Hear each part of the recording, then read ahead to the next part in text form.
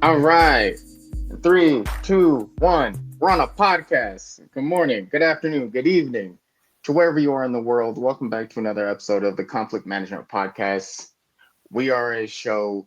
We cover the highlights, the news, the fights of going on in combat sports. I'm your co-host, the man, the myth, the legend, the awkward, awesome one, Mr. Main Event, Malik Miles. I feel like I'm forgetting one of the monikers, but we rolling it through, and then I'll come back through. I will come back through on the repeat if I remember. And my co-host. The Oracle, the future Hall of Famer, the one namer, it's Edon. We are back again, this time to review UFC 312 and the aftermath.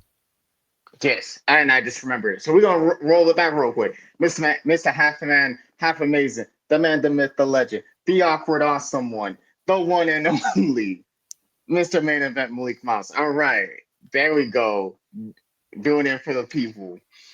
And before we go into the main event, I think this is very necessary, right? We got to talk about the showstopper that was Rong Zhu versus Cody Steele. I feel that most fight fans missed this fight. I would say 60 to 70% of fight fans missed this fight because it was buried on the early prelims. It was the feature fight. It was the main event of the early prelims. I'm talking about the 5 o'clock fights when people are still haven't really poured into the seats yet, poured into the stadium yet. That fight was amazing, and I think let's go that first, then into the rest of the fights because that was a game stopper, a show stopper. But before that, as we talked before, since it's Black History Month, we are going through notable fighters, people who have Black fighters who have made an impact, positive impact on our sport. So we did Rashad Evans, we did Hall of Famer Rashad Evans, Hall of Famer DC Cormier, Daniel Cormier, and we're gonna do another person who was just inducted into the Hall of Fame, or his fight was inducted to the Hall of Fame. We're talking about none other than the lifestyle bender, Israel Adesanya, future Hall of Famer, but technically now current Hall of Famer for his fight against Kevin Gastelum. And when you talk about Israel Adesanya, when you talk about the middleweight division, you can't do it without talking about Israel Adesanya. The consensus second greatest middleweight of all time. We're talking about two-time middleweight champion, which has been unheard of. Even the great Anderson the Spider Silva, the best middleweight of all time, even he could not gain the title, make it to the top of the mountain, lose the belt, and then come back and win it a second time. This is phenomenal stuff that's going on. The list of people Israel's beat, I would say he's revolutionized our sport in the sense of when you look at the middleweight division, when you look at how the game has evolved, he brought, that charisma, the phenomenal S tier striking, the speed that, you know what I mean? Like it brought along that wave of kickboxers that came in, like, your Alex Pereiras. I think that when you see your other people like Cyril who are kickboxers, and I think it was kind of brought along that way. And he was the head person for City Kickboxing, bringing along a slew of fighters who are all fan favorites. Dan Hooker, we got Kai Kara France, Navajo Sterling just is recently brought along. So I think that his AZ's impact on our sport, on the sport of MMA, on the sport of UFC, will forever be uh, a big part of it. He's left a lasting impact on the sport, whether it was the rivalry with Alex Pereira, Robert Whitaker, the fights with Marvin Vettori, Kevin Gastelum, the fight that got him into the Hall of Fame, So shout out to you, Izzy. Doing great things. And great YouTube channel. So brought in the anime, brought in the fight game, mixed it all together, made it awesome. Any words on your end? Yeah, for sure. I just wanted to touch on definitely a guy who I think changed for the fighters that are paying attention and are following the sport and the business. Izzy is the blueprint because he didn't already have he had an established career already, but he wasn't necessarily carrying an entire mob behind him yet in the way that a Connor was. But he managed to get himself into that second spot where he went through and he built a fan base organically by being in front of the fans. He didn't come here with a mob already to back him that everybody could join. He had some fans for sure who were familiar with his kickboxing, but in MMA, especially at the time, that's not a big contingent even today. It's not that most MMA fans watch kickboxing. It's you could say some watch boxing, but kickboxing is still a pretty niche sport. And so there wasn't a big crossover event where he brought a big mob from kickboxing right into his first MMA stuff. He brought his skills and he showcased his skills, showcased his personality, got in front of it, did the entertaining, figured out what the people wanted and gave it to him and connected with them in a way that most fighters never will. And hopefully we'll see going forward more fighters at least attempting to. Because I think that might be one of the more underrated parts of Izzy's legacy is even when you had the shift to a legendary status, Izzy's still very much an everyman. He has qualities that are completely outstanding and that an everyman doesn't have. He has more wealth, more height, more skill than an everyman, but he doesn't look down upon the fans. He doesn't look down upon he doesn't have any nice words for his haters for sure. But his fans and his supporters, he never turned them away. He never got too big for them. He always brought them along with him. And I think more than anything, the way that Izzy connected with the fans and brought us along on his journey will be what we remember him for in 10, 15 years' time. Oh yeah, absolutely. And I realized I misspoke earlier. When I mentioned the kickboxers and like Cyril and all that. Yes, I feel that I feel like when Izzy started, because he is like you mentioned, the impact he's had on our sport through that, he is the gold standard. When you're talking about middleweights, when you're talking about fighters in general, he's one of the biggest draws in our sport and one of the biggest stars in our sport, right? And it like you had said, from how he connected with the fans, how he connected with the fan base, the MMA community in general. It wasn't because we've been seeing a lot recently, where there's like people who need a lot of rah to kind of like build up their fan base. Where I need to like say this and like talk super crazy or whatever it is.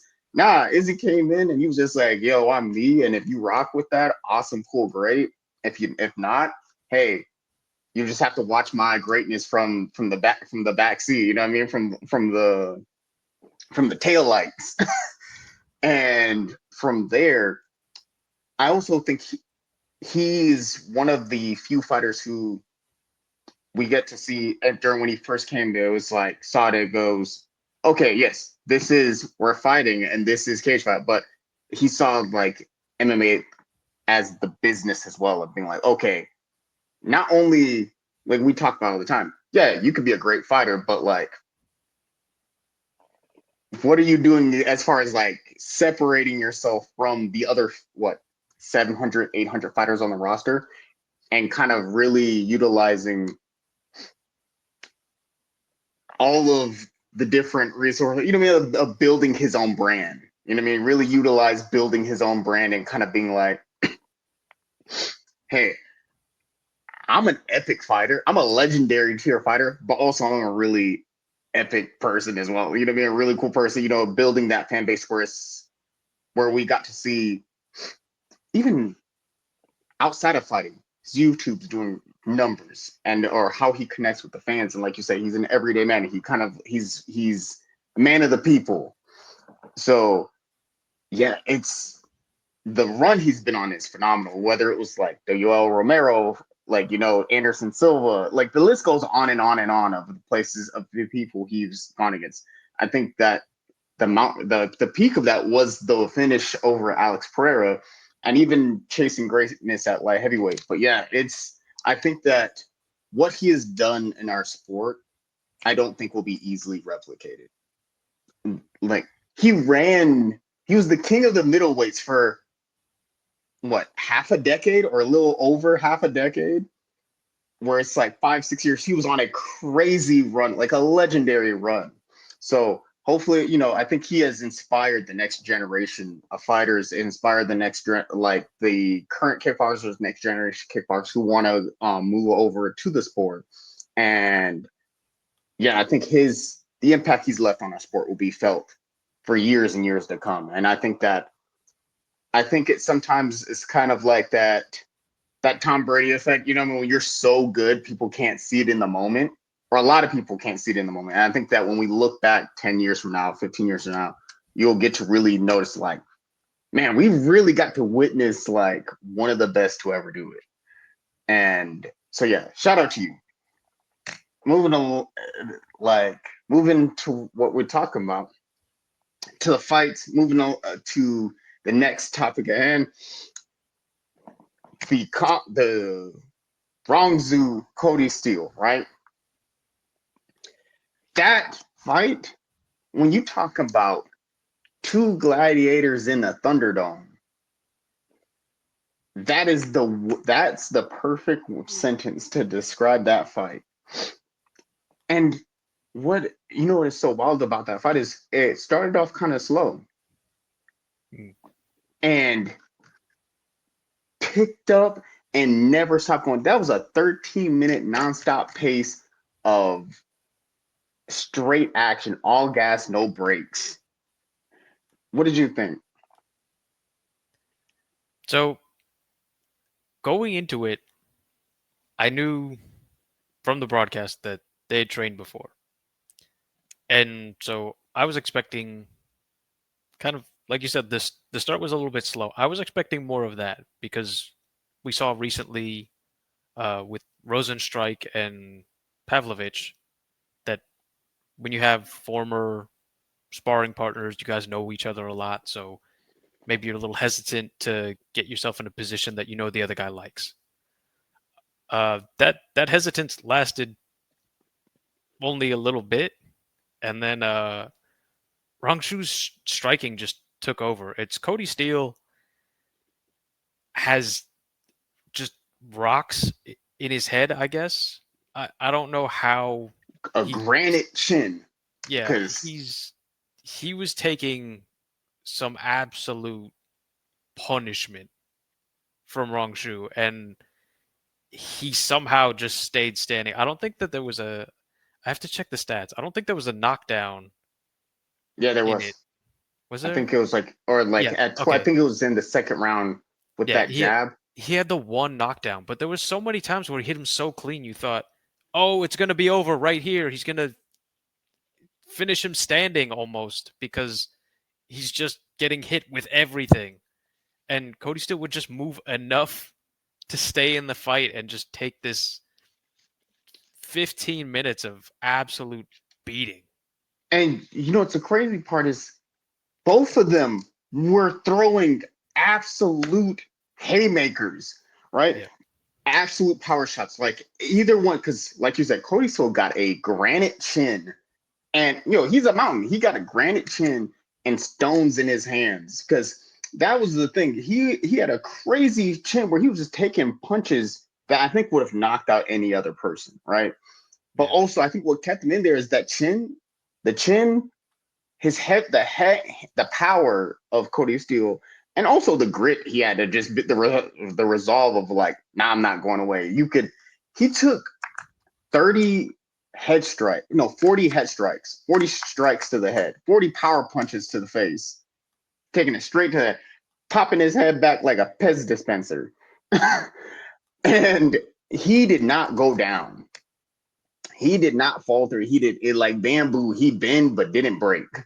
And same for Rongzu. He took some shots. Like in the beginning, he took some pretty heavy shots, but you started to see Rongzu kind of pull away and really kind of started to pick him apart. And I think towards the end of the second and towards into the third, because in the beginning, like you said, we saw the Rosenstrike, we saw the Pavlik, the Sergey fight, where we were kind of like, man, it's gonna be this and that and this and that, and it turned out to be a bust. This fight, I didn't know either fighter going into it, so I was thinking like, okay, we'll see what comes of it. Had very low expectations, I guess you could say, going into it. And when it started off kind of slow, I was like, okay, it's going to be a striker versus grappler match. It's either going to be really exciting or, who knows? We might find a diamond in the rough. And boy, did we ever. Because once it got it going, Steele rocked Zhu. Oh, man. And then Zhu bounced back and rocked Cody. Oh, man. It was a 13-minute nonstop striking affair. It was a slang and bang firefight for 13 minutes straight, where they were just going back and forth, back and forth, back and forth. Because even in the second, when Rongzu knocked down Cody Steele with that jab, that crazy power jab, right?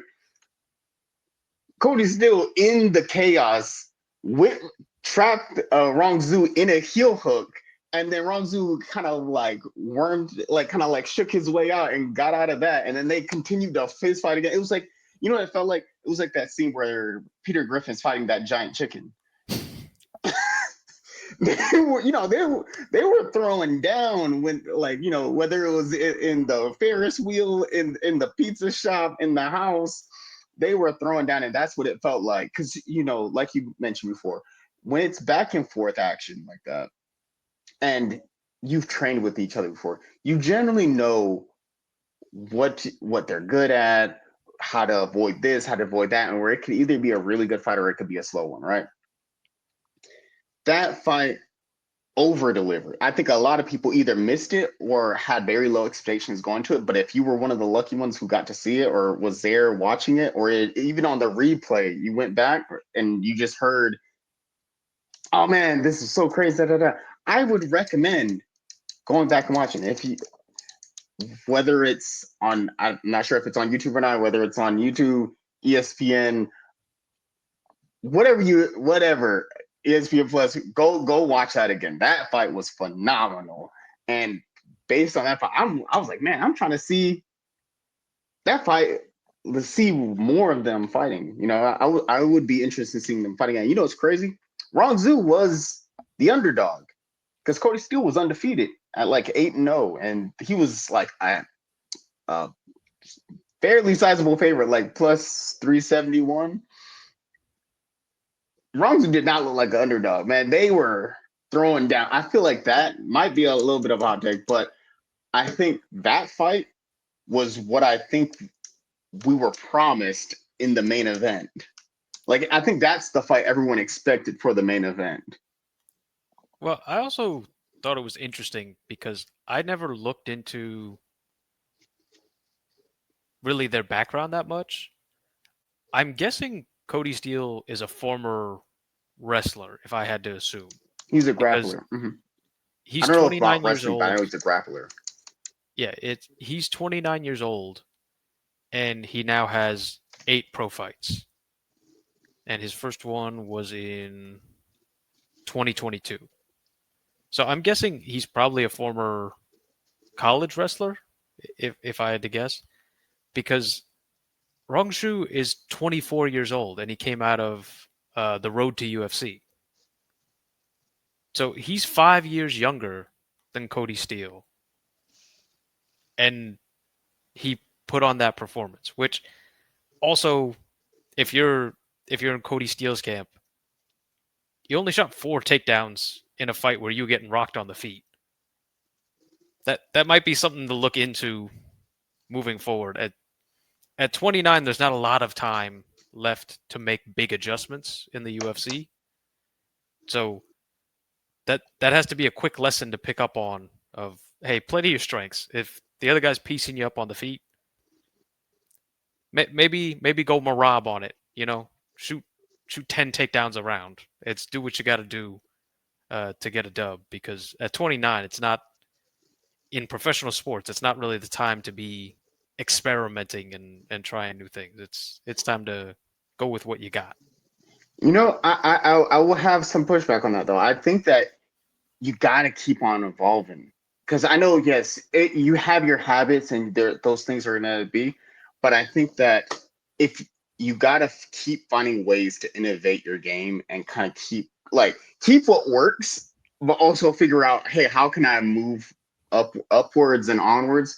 Because if not, I think that you run the risk of growing stale like saltine crackers. You know what I mean? Look, definitely It's try that. and improve your technique, but with your current level of punching technique and some of those like wild swings, focus on the technique that's better right now in the middle of the fight. Like after the fight and you get the victory, like you grind it out and you get the 2 rounds to 1 victory, you get the 29-28. Then you go back to camp and be like, hey, let's definitely clean up some of those hooks that are like wildly flying full 100 power Captain Falcon. Yeah. Yeah, like he was leaning into that. Like I feel like if any of those would have landed, that was gonna do some damage because he was throwing his whole body behind it, and you could see because he was kind of like overreaching, like you know what I mean, where he would throw these looping hooks, but they were so like telegraph from way out here, and was stepping into it was just like I'm gonna throw every. It felt like Yeah. when Naruto fought Sasuke at the Final Valley, where he was just like, I'm gonna just put everything I got in this one last punch, and I'm gonna just go for the gusto. But that I feel like by that point they were already so drained and so like tired because that was like a 10-minute pace of them just swinging for the fences, and he just got tired and said, I may be tired, but I ain't out. I mean, hey, we're just gonna keep on going. So I think that dog in him just like, I'm gonna keep going, and I'm gonna keep throwing until I'm either until I get my hand raised or I'm looking up at the lights. But fun fact about Rong Zhu, right? Mhm. You had mentioned he's 24, right? Mhm. 24, and he is 25-6. That means he has 31 professional fights at 25 or 24. That is insane. It feels like some Rotang type stuff, right? Yeah. I feel that, and guess what else? Mm. Guess what camp he's from? What? The legendary City Kickboxing Gym, or that's where he was training from. And you know who else is there? What we mentioned, the legendary Izuru Adesanya, the captain, I would say, of the City Kickboxing Gym out in New Zealand. And when you saw, I feel like it's hard not to go to Izzy's gym and not look phenomenal in your next fight, right? Because think about all the people we've seen come from City Kickboxing. They look really good. Dan Hooker, crazy man, but a really great fighter. Kai Kara Francie's fighting for the belt again. Rong Zhu, he put on a show. Hey, that Izzy effect. It's hard not to be training with in the same gym as Izzy Adesanya. You don't get like 10% better just from like that experience of getting to roll around. Get to like roll around with those such high level guys, or even just I'm assuming if you're training with Izzy, you get to like I think even just observing like okay, hey, this or that, or getting to work with them and roll and kind of like strike. And I'm like, you're gonna learn some things. It's just like that saying, when you become champion, you become 13% better, 10% better. I think if you get to train with someone like a future Hall of Famer like that, or a legend of the sport like that, it's gonna exponentially increase your game, especially in a fight like this. Yeah. Last note before we go on to the main event, but I just wanted to point out, I clicked the expanded version of his professional fight history. He made his professional debut when he was 16 years old. Chee! And then he kept fighting. He got his first shot in the UFC when he was 21. He lost one on his debut, won one, and then lost one. And then he went to UAE Warriors and then got on to road to UFC, and now he's back in the UFC at 24. So this dude's lived A martial arts life. lifetimes already. He has lived a life, man.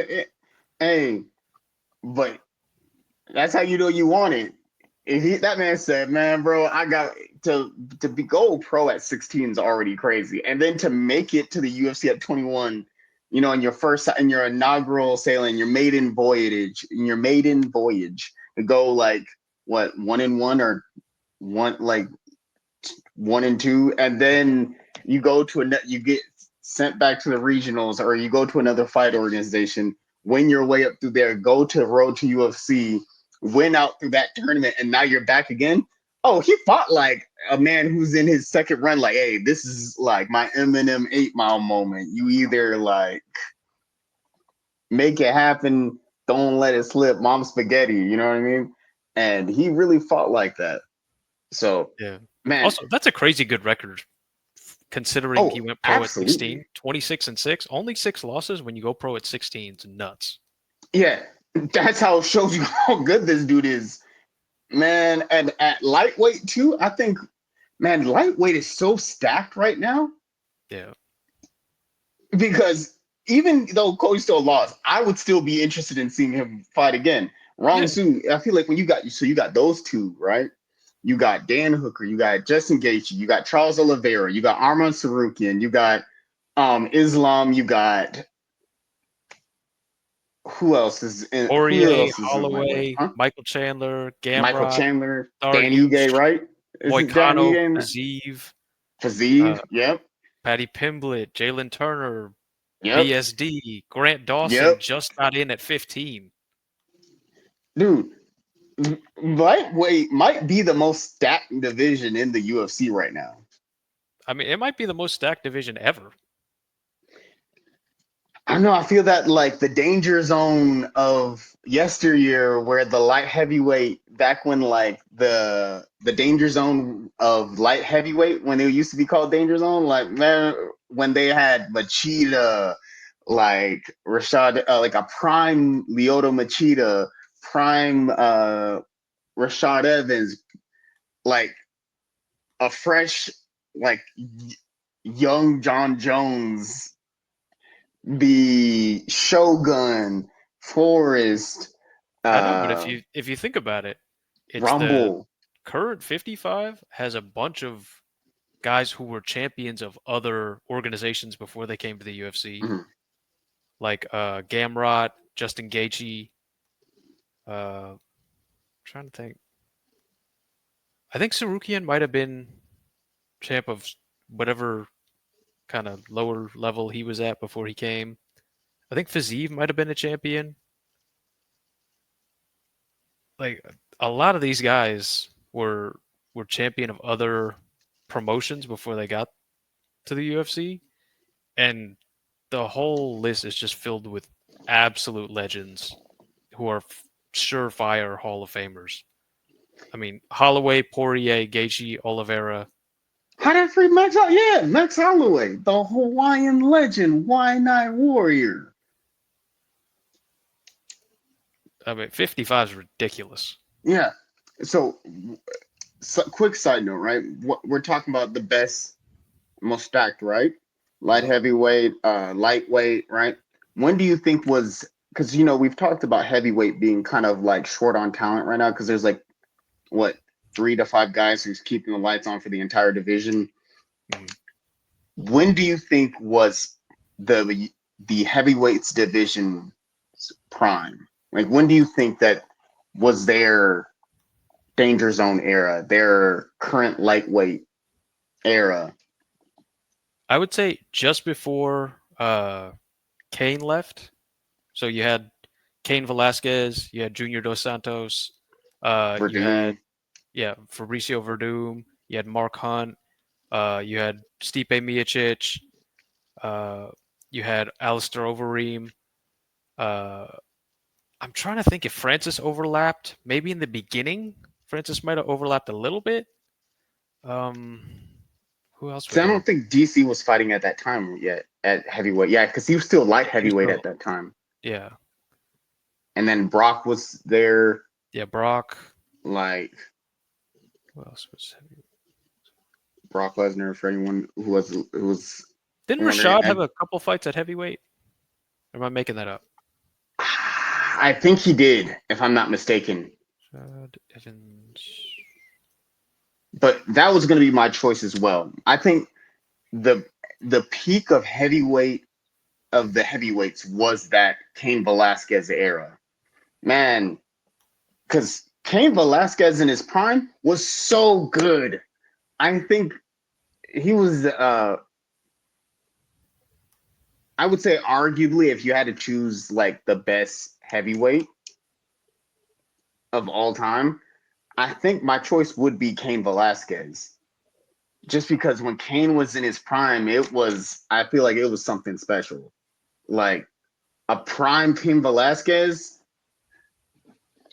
that's a hard man to go against. Yeah, for sure. He's definitely a guy when you think about the what ifs of MMA. What if Kane could have stayed healthy and not had all of his injury issues? How many title defenses could he have gotten? Like, Cardio Kane. Man, yeah, it's right, exactly. Like I think if man, I really do. Yeah, that's. I think I know. Like I know Stipe is the heavyweight goat because of like title defenses, but I really feel like if we're looking at and all respect to Stipe, but yeah, I feel like that just me if we're picking off of just like as a fan, Prime Kane is. I feel comfortable picking up Prime Kane Velasquez over just about every heavyweight. You know what I mean? Like I think it goes for me like a prime Cain Velasquez or a prime Daniel Cormier. Yo, what are we talking about? Like, I feel like that kind of wins right there, Because I would say John Jones, but John Jones made his name at light heavyweight, right? Like, I think it's not even an argument to say John Jones is the greatest fighter of all time to ever walk this earth. But he was the greatest light heavyweight, and I think at heavyweight, there's not that many people for John to like test himself against, right? Where it's like there's Tom and there's Cyril, and that's about it. As far as who is like worthy enough to like go against John Jones, because I feel like it's almost like if you had the first Hokage going against some people who just left the tuning exams. Like, come on now, like no respect, no disrespect, no shade to anybody else in that heavyweight division, but when you have such a legendary S tier fighter like John Jones, who is there for him to like? It was like watching the fourth ninja, like the fourth Great Ninja War, when Mataro's taking on all those other like ninjas from the Allied Shinobi Alliance, wherever it was, and Madara took on like 90 ninjas at one time. He soloed 90 other ninjas by himself and was just like, yo, what else is there? I think it's kind of like that where when you look at it, you kind of if you put a Volkov against John Jones, it's not close. You know what I mean? mm, But yeah, I think you put a prime DC, a prime Cain Velasquez, and I don't. I think that peaks it. But speaking of the other fights, going back to it though, circling back to the main event, like we said, that early prelim was buried at like 5 p.m. on an afternoon. People are still coming in. People are still filling in the seats. I think that at what we thought we were going to get in the main event should have was the early prelim feature fight. That 3-round war, that battle in the Thunderdome. That's what I think a lot of people thought we were gonna get, just because of a lot of the buildup. But we didn't get that. um, yeah, tell me your thoughts. Yeah. So a lot of people are really upset and disappointed with kind of the card in general, and this fight in particular. But I don't know. Maybe I was just feeling positive on the day, but I, or maybe it's because, like we said, we both watched the early prelims and there was some really exciting stuff early on. I wasn't as down as everybody else was on it. I I thought the first round of this fight in particular was interesting to me, and after the first 5 minutes, I said, "Okay, Drickus won the first round, but I kind of see what he's doing. It's I can understand. We've seen fighters before try and get a read or try and just make themselves feel comfortable after 5 minutes in a five round atmosphere. Throw away the first round, whether because it's something that they're looking for or something they don't like. To me, it was only really the second round where I started to go, okay, something's wrong, which which was still kind of interesting to me. It's Drickus was winning, and I was thinking, okay, something's kind of wrong with Sean. Something's not what it's supposed to be. And then in the third is where I started to get kind of annoyed with it a little, because they kept showing you in between the rounds what his corner was saying to him, and his corner was seeing what we were seeing, and they were saying, "Hey, you got to go. It's right now. I need you to change it up. What you're doing right now is not working. I need way more volume. I need more urgency. You got to go. It's there's got to be more." So during the third, I think we all kind of felt like we were part of the corner somehow, and we're watching him not listen, and we're all getting frustrated at him not doing the thing. And so after the third, I was really like, man, like what's going on? I guess we gotta like hit the button now, because I was still thinking at some okay, well here comes the change. Like here we go in the fourth. So in the fourth, I was getting mad, but then he got his nose broke in the fourth. So after he got his nose broke, and he said it himself in the fourth. Which was also really crazy to see that, like, he was just kind of Yeah, like, nose got broken. He just said, yeah, and pushed like it back in place. Fun fact, I'll let you continue, but fun fact, turns out when he got his nose broke and he just readjusted his own nose in the middle of the fight, turns out he did it so well that the doctors were just like, hey, there's nothing really much for us to fix. Like, you did it really well. So well, actually, there's nothing really for us to like fix or do anything, which is one, crazy impressive, and then two, crazy how tough Sean Strickland is to be in the yeah, middle of a fist fight. You get your nose broken and you're just like, nah, man, I don't need a rem. Push it back in the spot. But go ahead. yeah. So again, the peak of anger or annoyance for me was in the third, or kind of between the third and the fourth. In the fourth, once the nose was broken, I went from being frustrated to being understanding now. I said, okay, well, if your if your nose is broken and it's the fourth, and you've already been hesitant for the first three, I can't I can't get mad at you for not running into the fire with a broken nose. It's That's beyond now. You're not wasting my time anymore. It's the fact that you're still standing there, even engaging at all. To me, is enough trying that we should all go, okay, Grace. You know what you did in the rest of the fourth, and to come out for the fifth is enough strength and attitude and determination that was fine for me. So I didn't like the first 3 rounds at all, but I was still interested. Like there was no point I was falling asleep where I was saying, "Oh, well, this is how this is gonna go." I was still kind of waiting for the turn, and then by the time I realized the turn wasn't happening, something else interesting happened. So I wasn't bored of it.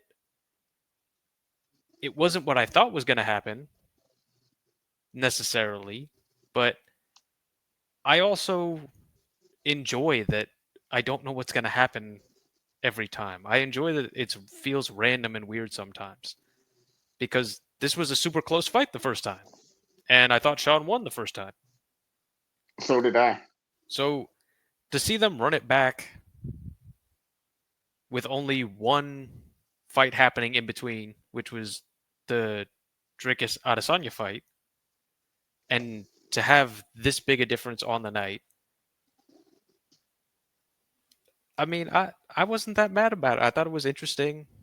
Now, part of that could also be because I picked that way, and so maybe part of that was my own psychology of going, "Oh, well, I was correct in some way, so it's all fine." But I don't know. I just wasn't that mad about it. If there had never been a nose break and it was just hesitance, and he never explained it through 3, 4, and 5, maybe I would have been a little more upset about it. But I just kind of understood it afterwards, where I still don't really understand the first 3 rounds, but after the nose break, I can't really be mad at you or really even pretend to be. I know Sean Strickland had to be feeling like during those rounds when they're like, I need you to go. You're down 3-0.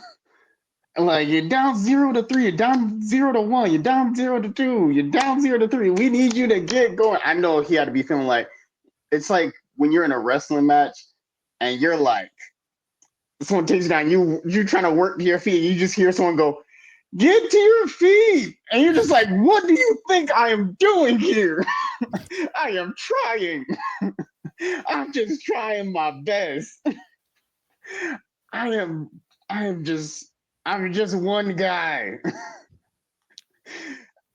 Do you but I think that to what you had mentioned, I'm surprised. I understand. Like I heard a lot of people say they were disappointed with like the main event, but the whole card, I find it surprising that people thought the whole card was kind of bad because I thought the majority of the main card was great because I feel that when you watch it, right? Yes, did it have the name value of a UFC 300 or a UFC Noche or even of last week's fight card, right? No, not necessarily, right? There was no like Israel Adesanya or like a Jairzinho Rosenstruck or a Sergey or a Michael Venom Page or a Shara Bullet. You know what I mean? To give it that star power. But I think that sometimes when you have these cards where there's not a whole lot of like name that like I guess star power to that card, those are usually it's fruits of gamble. the, I think that sometimes it is those toss ups where you find those cards that are like a diamond in the rough where you actually turn out to be a banger of a card. Remember like UFC Austin from a couple years ago? Very low expectations on that card. And that card, what, every fight was a finish or every fight on the main card. But I think this fight card in general, right? You had such a crazy fight or a really good fight between like for like the Jimmy Crute fight. And then you had the 30-second first round knockout for Taliesin Oliveira. I think his last name's Oliver, if I remember correctly. But Talison's 30-second knockout, and then you had Weili really show why she is either the best female fighter in the UFC or in MMA today, slash or potentially, depending on who you're going for or who you're a fan of, the second best or the first best, depending on how you see it. I think maybe the only fight that on the main card that really kind of was like a bit of a letdown was the main event, but it wasn't the main event's fault, I don't think, right? Like the two fighters. I think it's just when you had such a exciting main card and the main event's a little bit of a slower one, I think that some people could be like, oh man, that wasn't as like just a show of dominance or like a crazy knockout or a back and forth war. You know what I mean? It's just like, okay. That being said, I think that starting with the positives for the main event, again, Sean Strickland, very tough dude. Very like insanely tough to, again, you're down 4 rounds, you get your nose broken. He could have easily decided to like do what some people do, or like what we've seen, you know what I mean? Like not some people, but okay, hypothetically, right? You're down 4 rounds. Right now the fight is 0-4. You got 5 rounds and you've lost the first 4. And you need a knockout or a finish, but your particular skill set does not makes that the possibility of a knockout or a finish is probably unlikely. And then you get your nose broken.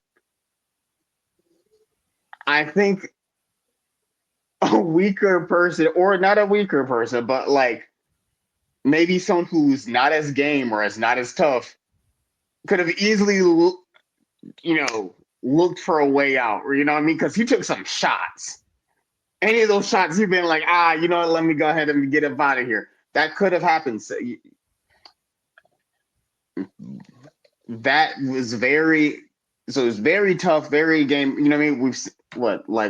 We've seen it a few times where there's been fighters in the past when you see them and they get hit and they kind of, you know what I mean? But I would say, super Sean Strickland, crazy tough, and he is a good fighter. And I don't think that like this really diminishes a whole lot, I think, for him.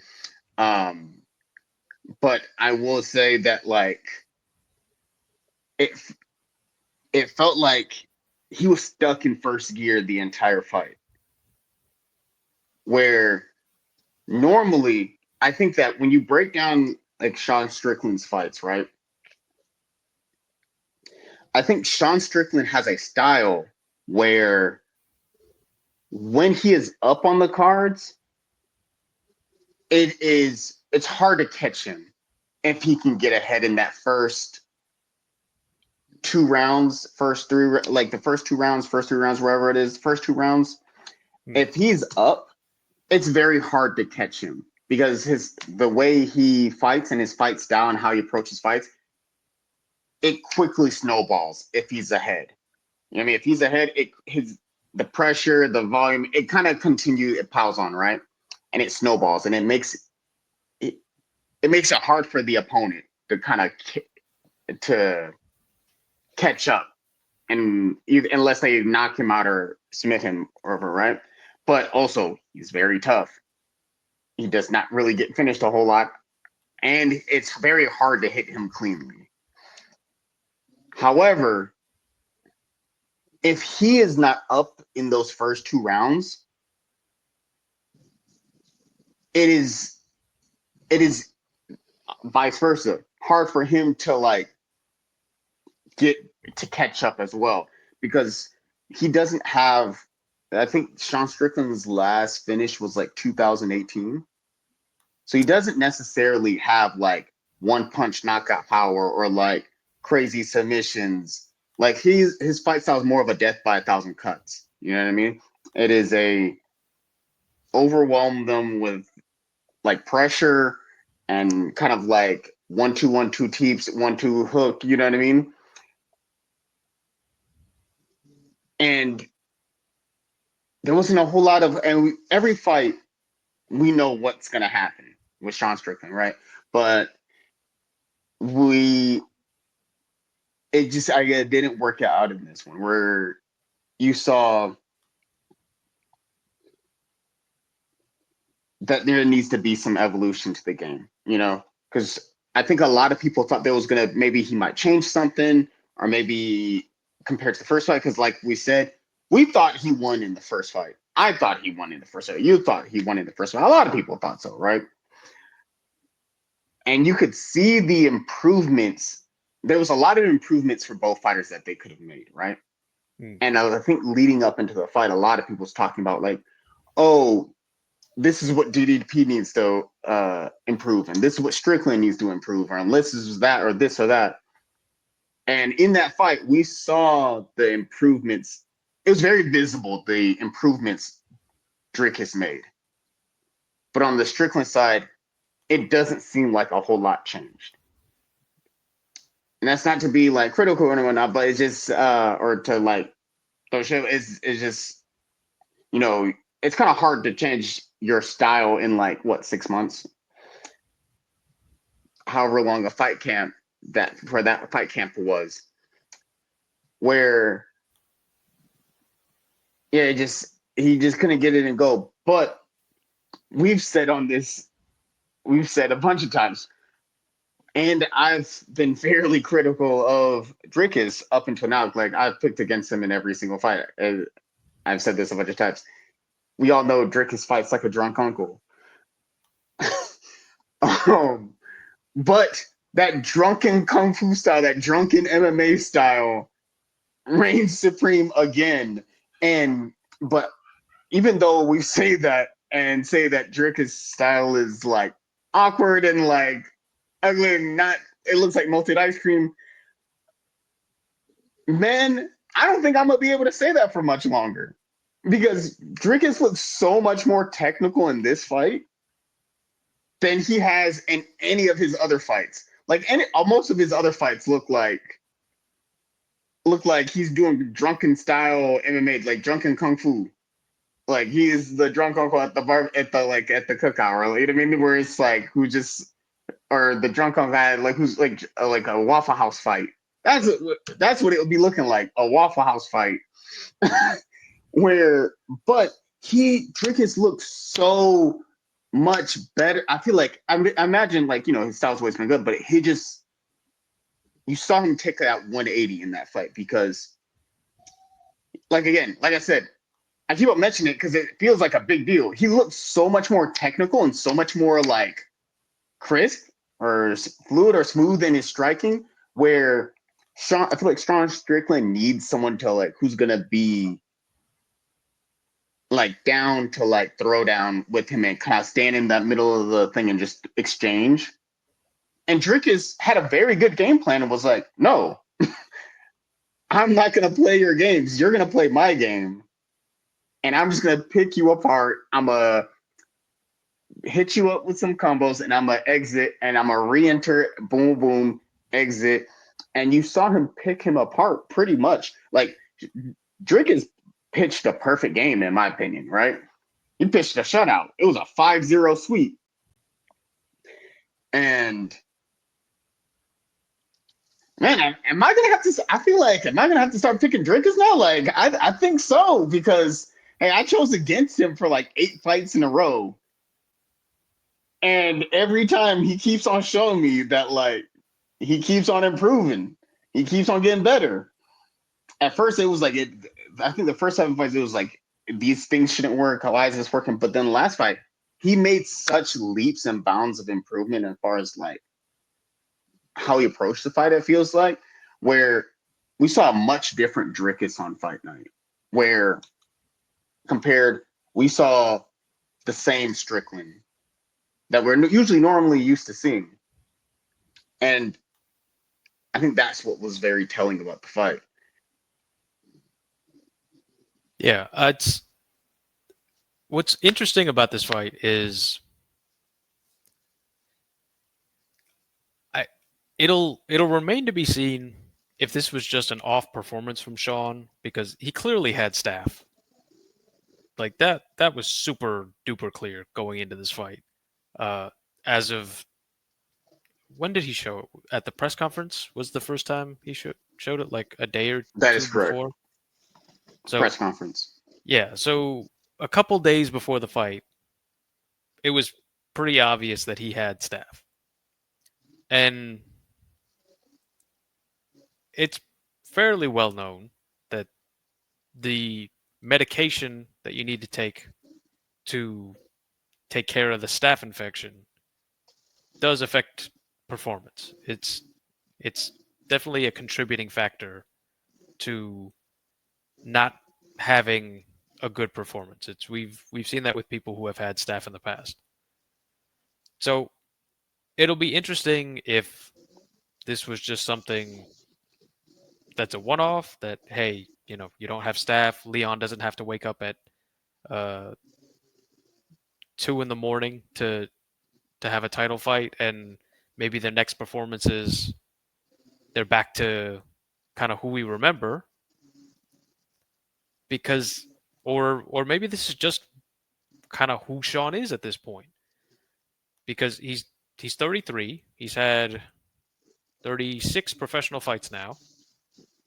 So is he done adding to technique? Is he done changing who he is and evolving? I don't necessarily think so. I think he likes to stay in the gym. It's apparently he tries a lot of different stuff in the gym. To me, when you think about who Sean is in terms of his habits rather than what he says, his habits show that he's a really dedicated guy who likes training, who stays in training, who thinks that that keeps him healthy and well.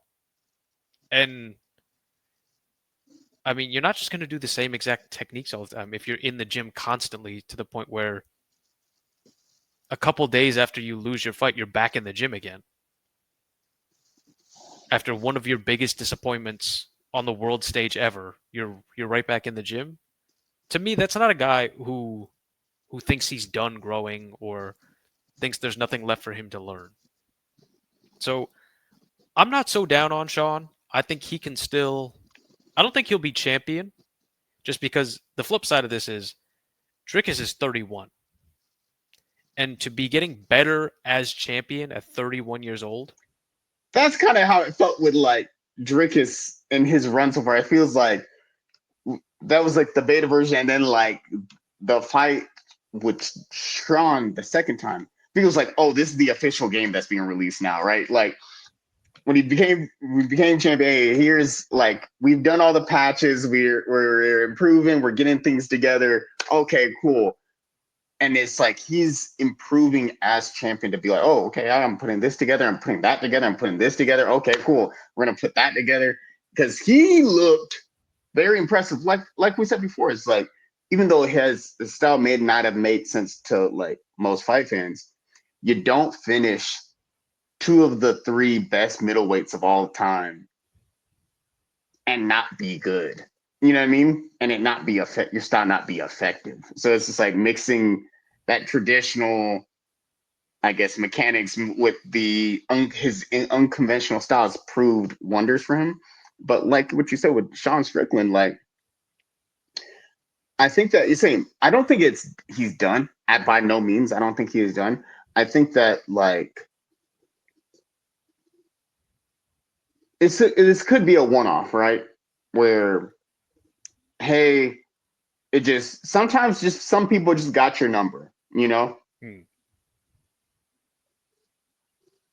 Think about like there's been a number of fighters who they can beat anybody else, but it's just that one guy or one girl who just got your number, and it is what it is, right? I think that again, like I will say this, you got to give props to how tough Sean is, right? Again, Sean was down to 0-4 on the cards, got his nose broken in the fourth. He could have looked for a way out and called it a night, but nah, like he stuck it out, he thugged it out, and stayed in there and kept fighting, and also reset his own nose in the middle of the fight and fought through the rest of the fight. So it just goes to show you how tough he is. I know you said he's trying new stuff in the gym. I personally would like to see maybe some of those things that he's trying it out. But I guess, I think training is different from like what you try in training is different from what you're going to actually do in the fight, because it's like, oh, this is for your livelihood at this point. You're not going to just be like, let me just throw out this random thing. Maybe I think it could be good to improve, like add some new elements to the game just to toss it up, switch it up some. But before I continue on, I didn't mean to cut you off, but yeah, finish your point. Oh, the other thing I just wanted to say on it is, I think that Sean's probably not going to be champion again. But I would also like to add, that's not a failure. Sean has a really good record. He's had already. He's only 33. He's already had a phenomenal MMA career. There are absolute legends of the game who never even got an opportunity at a belt because there was just something that happened, either an injury or the timing didn't work out for their title fight. Jacare Souza never had a title fight. So there are absolute legends of the game who never made it that far. Chael Sonnen was never UFC champion. Colby was never undisputed champion. There's tons of guys who have either only had the interim status, right? Like Dustin Poirier. Dustin Poirier was never undisputed. He was only interim. So there's a bunch of guys who have phenomenal careers, but the reality of the undisputed belt is there's only one. So things got to line up. You have to be good enough, and you have to have the luck to combine it with in order to have that moment where you're the one on top.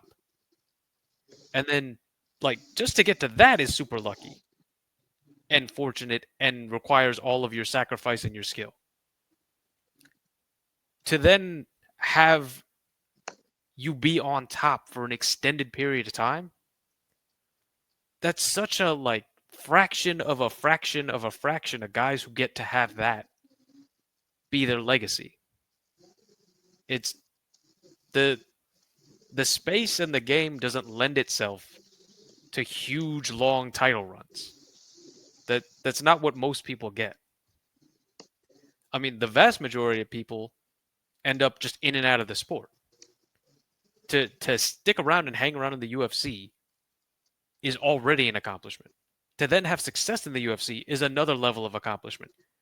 To get up into the rankings is another level of accomplishment. To compete for a title is another level of accomplishment. And then to actually win it, that's insane. That is so hard to do. And so few people will ever have an experience even similar to that. So Sean's not a failure. His career's not over. I hope that when things are calmed down some, him and his coach, Eric Nixick, who went on, I think, a few different platforms and had comments, but mainly the one I saw was on the Ariel Helwani show. And Sean released a video after it, kind of being understandably hurt at some of the blunt things that Coach Eric said in it, including that if Sean is going to fight like that, then maybe they shouldn't, that Coach Eric shouldn't be in his corner and shouldn't coach him anymore. I think that's really not helpful I understand that it's blunt and it's honest and all that, but when you have a team player like Sean has been, a guy who's a leader in your gym, I don't think it's helpful to say that. I know that this the style that you use with that guy is usually pretty hard nose, but even the hard nosed guys, every now and again, you got to put your arm around him and say it's all right. It's I'm going to protect you on this one. It's He's like, especially you good? Put some dirt on it yeah and brush yourself off. yeah especially as Sean over the course of the last few years in particular has shown some level of growth where he's talked about how important the gym is and his sense of belonging has come to grow out of responsibility in the gym and being a leader and being identified and having a community like that. To have someone who's the head of that community that you see yourself in, that you have an identity with, say, hey, maybe we don't need to be affiliated anymore in this capacity. Sean says a lot of things, but he hurts. He hurts a lot. And the way he expresses it isn't always helpful. But we all know somebody like that, where they got a real spiky outer surface because they're sensitive inside. And sometimes you can't do that with that guy. Sometimes you gotta let him know it's gonna be okay.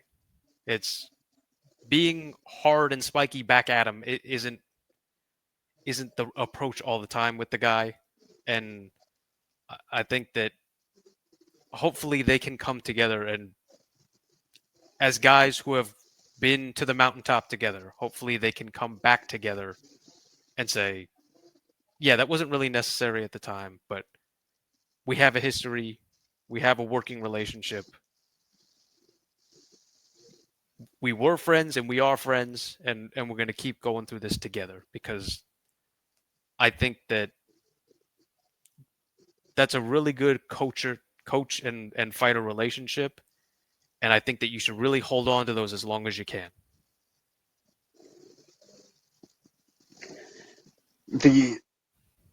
I think that like all your points are like super valid. Like where I agree. I don't think that this is over.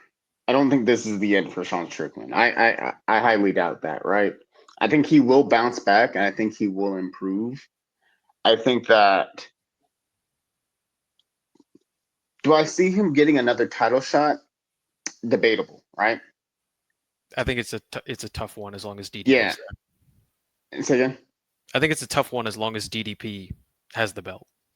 And I don't that too, but I don't think it's just DDP, right? Like I think when you look at the next five guys coming up, you got Kyle Bahayo, you got Nasruddin Imavov. So you got Kyle Bahayo, who just I feel like I think I'm pronouncing his name.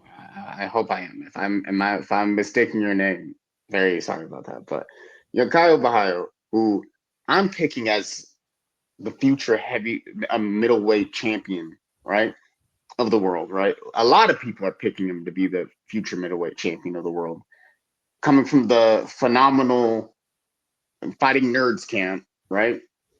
Who's like 2 fights away. Phenomenal game planning, right? And then you got Nasruddin Imavov, who is only ever improving, right? Ever since I saw him at the first UFC Paris, who just knocked out Israel Adesanya, the second greatest middleweight of all time, right? And then you got Hamzat Chimaev, the fireball, the rocket of the middleweight division, who just finished the third best middleweight of all time in the first round, if I'm not mistaken. And then on top of that, you got Drickus. And then on top of that, what else is there? So there's Kyle, there is They're kind of far away, but the two that are in the rankings right now that I would say keep an eye out for, based on their potential in their last performances, I would say, based on recent performance, keep an eye out for Anthony Fluffy Hernandez. That dude is very underrated. Yeah, he's at Like 12 right now, so he's a little bit away, but I would say keep an eye out if he keeps developing for sure. And the other submission guy, game is nasty. yeah, for sure. And the other guy at 15 now, Bo Nickel, who Okay, so we've talked about it, but he is like an absolute ball of potential for sure. let's talk about it, right? Mm. The yes, he has all the potential in the world to become a middleweight champion, right? Very, very, very, very, very, very talented wrestler. Comes like a highly decorated wrestler. And I think that, there's been some hiccups here and there, right? And this kind of goes back to your Sean Strickland point, right? Mm. I think what Sean Strickland is experiencing, I think the backlash, right? Yeah. Is similar, not to the same degree, but it's similar to what Bonik was going through. Mm. In the sense of expectations versus reality. Where,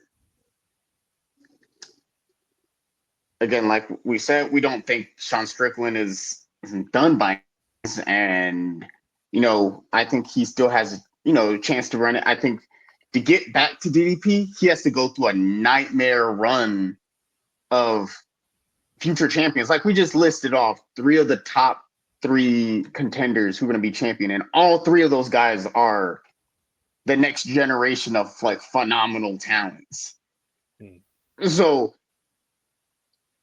if Strickland can get through those and pulls together a Cinderella run, like how Glover Teixeira made his like Cinderella run at the end of his career and won the title, it'll be a feel-good story of the ages, right? To see a guy who was down on his luck make it to the heights of the, to the mountain peaks of our sport, then to lose it all, and then people think you're like washed up and done and whatever, just to make it back up to the mountain peak again and accomplish something only Israel has accomplished would be a great comeback story, right? It's a very hard journey ahead, but I don't think he's done by any means. Like I think he's still a very talented fighter. He's done a lot of like accomplished a lot of really incredible things, right? Like you just mentioned, the percentage of people who actually get to fight for a UFC title and win is so small. Such a small percentage of the population will ever get to fight for a UFC title and win it. You know what I mean? Yeah. So he's done a lot of really great things. But I will say, and I think that it's sad that like the thing with I'm hoping, yeah, like it is sad that where it's like, him and Eric Nissen being like, Sean's like, I don't know if I want him in my corner anymore, and then like Eric Nissen being like, hey, I'm trying to train champions, and if paraphrasing here, he had mentioned that like, if you're just here to win, if you're just here for money, like if you're here to just take fights for money and you're no longer interested in being a champion, like our goals are, it's fine. And he will always like, they'll always be friends, but like they're just their goals are different, you know what I mean? Mm-hmm. And that performance, very understandably, was a tad bit lackluster, and you could see it on Alex Pereira's face. Because he came out there to train with me. You're in the middle of fight camp. You flew halfway across the world for this. I understand why he might be like, you know what I mean? But but I think that he can rebuild, and I think and I think he will rebuild, and I think he will like improve on his skills and like kind of like continue to move forward, right? I think that so we're both on the same page. We think he's done incredible things. There's nothing to like. Yes, this right now sucks, but there's nothing to be like. Ah, man, this is. I don't necessarily believe the hype of oh man, he's watching this and that, right? The co-main event. It only took us 2 hours to get to this point, but you know, this is the conversations people came for the Yeah, and combos. we But we did touch on at least one other fight on the card before we got to the main event, so there is that, and there's only like this one, and then maybe one or two others that are yeah, worth talking about. So we're almost there, people. If yeah, you listen and hang in, we're almost yeah. there. I appreciate y'all. Hey, keep rocking with us. If you're here at this point, it means you. I'm hoping you really rock with us. I'm hoping this has been an enjoyable listen while you while you're working at your job and you got your headphones in, or like you're driving to work or driving somewhere else, or you're doing laundry, washing dishes. Maybe you're eating your lunch or a snack or your dinner, and you're just tuning into us. Vibe with us. I appreciate you vibing with us and checking us out this long. So you know, I feel like whether this is your first video or your 21st one, we appreciate you. But how impressive did Weili look? I was extremely impressed. Was I was beside myself. I was like I told you before, fan of both Weili and Tatiana Suarez. I think as we talked about, I was very big on Tatiana Suarez. Still am. Mhm. And I think she's amazing. And I think that like Weili's amazing, but and I thought she was gonna win. I thought the wrestling was gonna like hold up, and you know what I mean. But man, Weili just I feel like she proved that she's built different. That she took the hardest stylistic matchup for her, and the person people felt like it largely felt like the coronation. I believe that's the right word of Tatiana Suarez. It felt like, hey, this is Tatiana's the new queen of the strawweights, and She this was is the just betting a favorite. formality. Huh? She was the betting favorite going into the fight. Yeah. Like this fight felt like, oh man, she's already the queen, and this fight is just a formality. Hey, let's give her the throne. You know, she's gonna get it. And Weili was like, hey, y'all must have forgot. Like she really pulled up with it. Y'all must have forgot. Like, hey, don't call it a comeback. I've been here for years. Because she went out to Thailand and was training with the Hickman brothers, I believe, and was wrestling with dudes just to like really prepare for the power and the tenacity and like the wrestling accolades of Tatiana Suarez. And again, like I said, she took on the hardest stylistic matchup for her.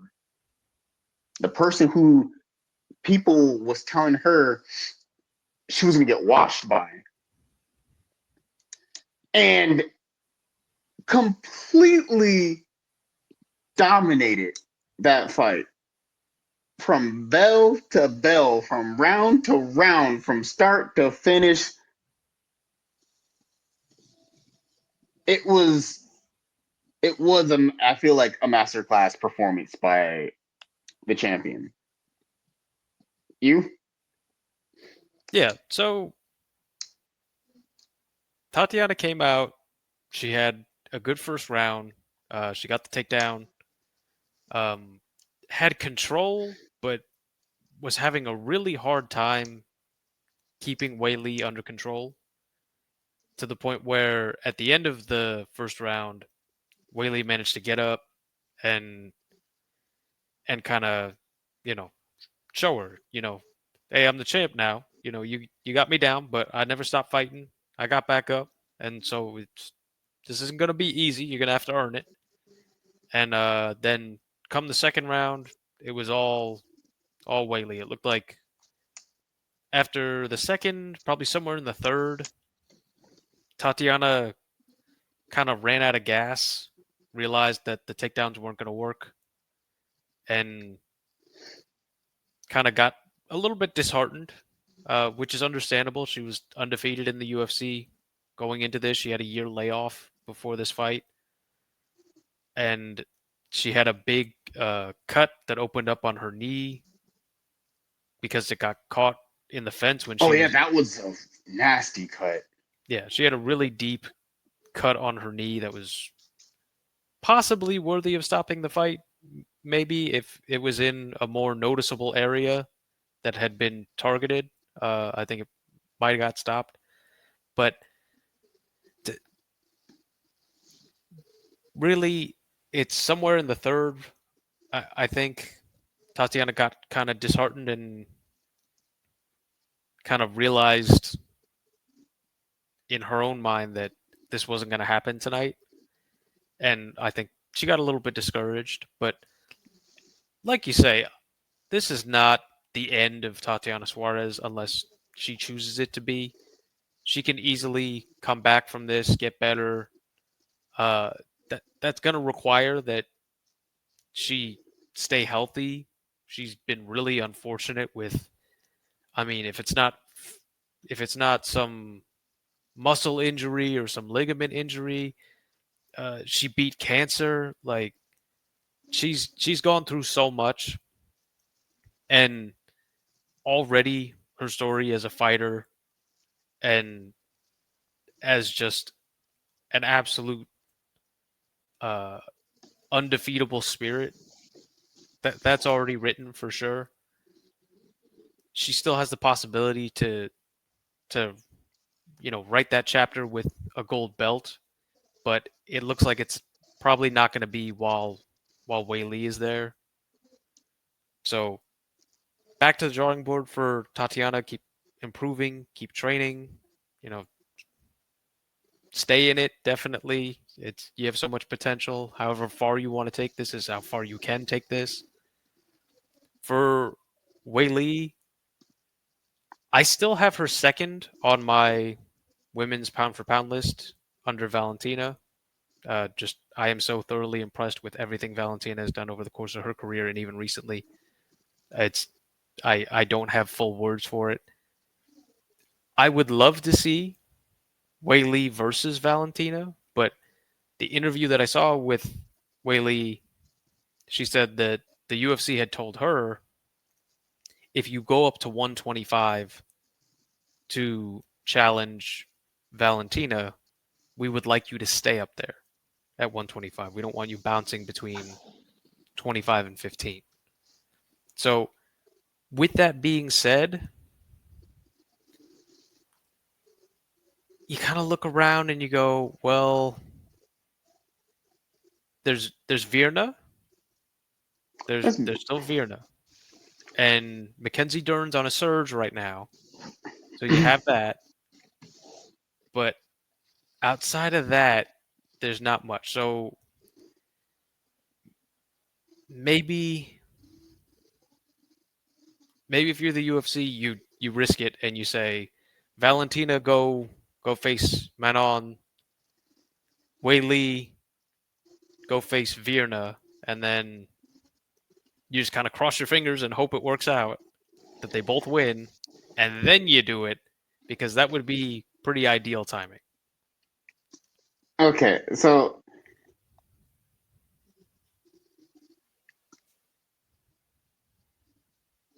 I think it's fair to say while Virna Jandiroba is a good fighter, very tough, very game, you know what I mean? Hmm. I don't think that fight with Weili is close. Not really. Like, I even said prior to, right? Like I was saying that I've chosen. I mean, maybe it's just my own fan bias. I feel like I've said hey, I've always chosen Weili outside of uh I said that the only two people I feel like could beat Weili is Tatiana Suarez or Lupi Godinez, right? And Tatiana Suarez just lost just now, but There's still Lupe Godinez, but I think that the who I think could pose a like real challenge for Weili and who could potentially beat her. But I don't see Weili. That's just me. I don't see Weili losing to anybody else because while Virna Jandiroba is good, she's a top contender. I don't see that fight being close. What I I'm realize unf- that, but I will say the value that I see in that, even if not being close, is that right now Weili is tied with Joanna Jędrzejczyk for title defenses in the division. So her next one puts her into first place and helps cement her 115 status all time. Mhm. So, and then while Manon Fiorot is a good kickboxer, I don't think she beats Valentina. Yeah. Could the impossible could the possible impossible become possible? Could there be upsets? Could Manon Fiorot and Verna Jandiroba totally shake up the MMA landscape and pull off two of the biggest upsets? But it's very possible. That is the nature of our sport. Anything is possible. But which one would you be more? Which one would you be more excited to see? A Weili versus Virna fight, a Valentina versus Manon fight, or a Weili versus Valentina, the tied for longest reigning strawweight champion of all time against a future Hall of Famer and the longest reigning flyweight champion of all time. Going Okay. head to head, number one pound for pound against the actual number one pound for pound, and versus the number pound for pound best female fighter in the world, putting their pound for pound status on the line of like you have the true number one pound for pound female fighter against the true number two pound for pound female fighter, fighting for who's gonna be the best pound for pound female fighter, the best pound for pound flyweight, right? And then also fighting for the chance to become a double become the 10th, only the 10th double champion in 30 years, for the chance to etch your name in the history books, for Valentina to like say that she beat the person that only rivals to her, to say that Wei Li potentially got her double champ status from beating the greatest female fighter of all time. You know what I mean? Or the person, one of the greatest female fighters of all time, arguably. Like if you feel it's Amanda Nunes, then Valentina's at least two. Like to beat the and she's the greatest active female fighter. And if you're looking at just all time, it has to be Valentina for all she's accomplished and all she's done for the sport. Like, tell me that doesn't sell itself. That would, I think Weili versus Valentina is the biggest match you can make in women's MMA right now, and probably in MMA in general. I agree. I think the fight should happen. My only question is timing and how much you owe to the kind of rankings slash things you've said in the past. A little bit. It's obviously that is the best fight that you can make in terms of entertainment and sport.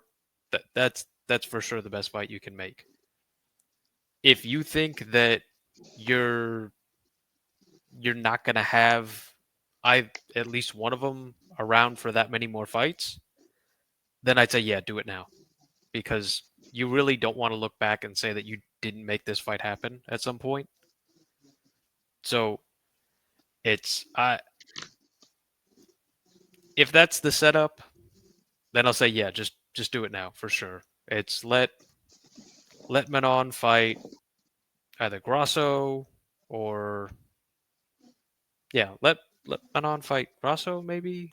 I don't know. That I'm leaves you here in a for that weird because spot. Alexa Grasso is going to beat Manon Fiorot, and then we will get another chance at the belt. I know, but I that's the weird spot though. Is I don't think the UFC wants to run that one back technically, so right? soon. Maybe this is just my love for Alexa Grasso and like the me being a fan, but also being just like looking at it objectively, right? Let's say technically, right? We're looking at this, right? All right, right. You feeling me? You checking me out? You hear what I'm saying? Technically, they are tied.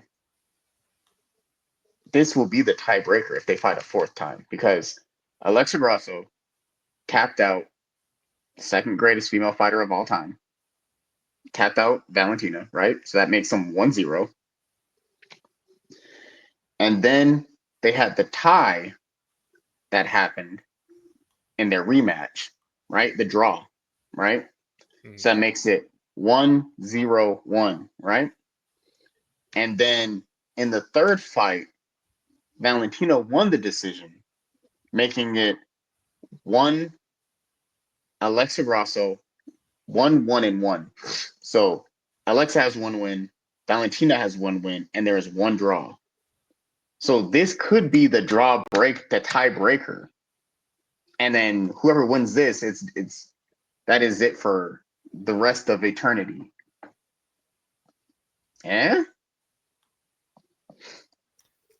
I'd be Do it on UFC Noche, or do it at Madison Square Garden. Look, I'd be here for it, but I'm also one of the ones who wouldn't be mad if they reran Moreno Figueiredo a bunch more times. I really just enjoyed those fights, and I'd watch them again.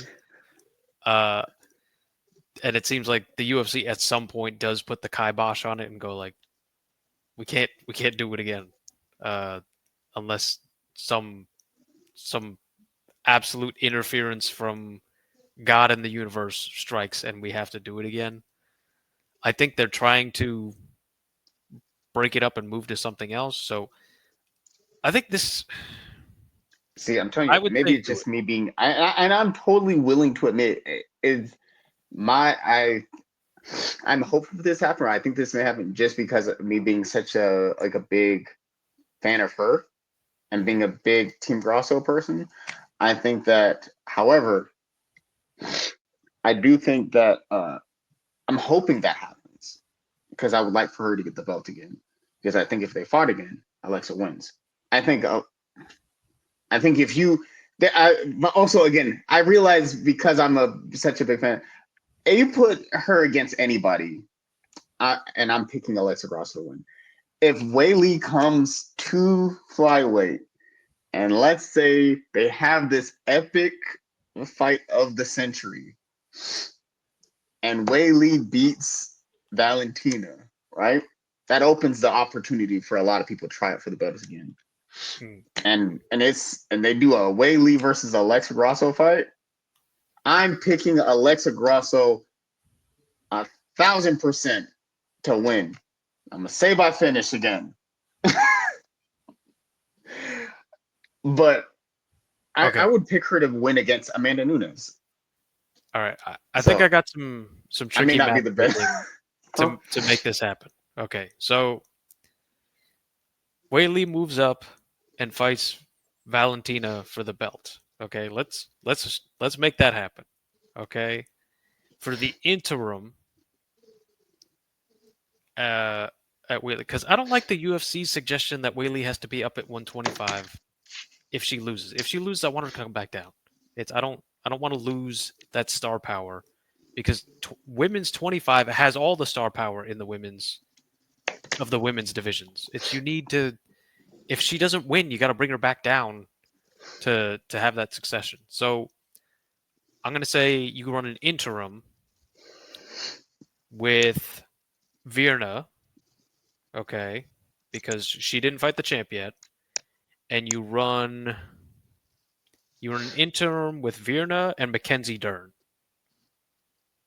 and I that's your interim title fight. I say that if that is an interim between Verna and Mackenzie Dern, I say Mackenzie Dern wins that fight. Okay, which would be ideal for the UFC. So Yeah, you second run. round submission. Okay, so you run that. You run Weili versus Valentina for flyweight belt. Okay, and now here's where you get a little bit creative.